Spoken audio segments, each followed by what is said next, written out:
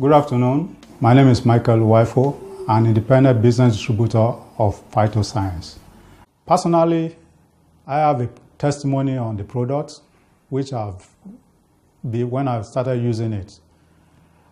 I will just give you a little gist about my own experience with the product.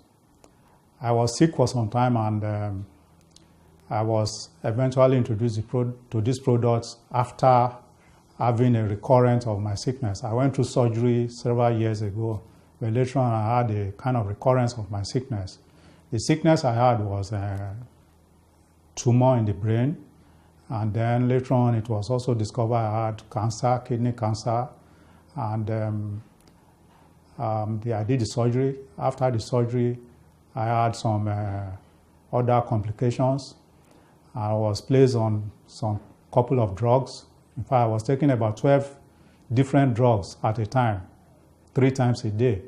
And you know that this is quite too much chemical in the body. At any rate, at the end of the day, I went for a follow-up on this, my situation in India where I had the surgery. And it was also discovered during the follow-up that I had prostate cancer. So the surgery never really sorted out all my problems. So at the end of the day, I started using all these drugs, and eventually I ran into a friend who introduced this double stem cell to me. And I used it, and I noticed that there was a difference in my health situation. What really happened when I ran into the friend was, at that time I was having headache, serious headache, and my hands were shaking. I couldn't sign my signature. I couldn't write legibly. Before this friend introduced this product to me, he introduced it to me innocently because he didn't know I had any health issue. He introduced it to me just to get me to get involved in the business. But eventually, he got to know that I had an issue.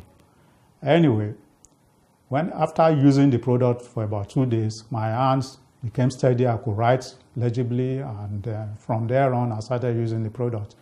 To get more information about the detail of my own personal experience with the product, there will be a link where you could get to another presentation of that experience I went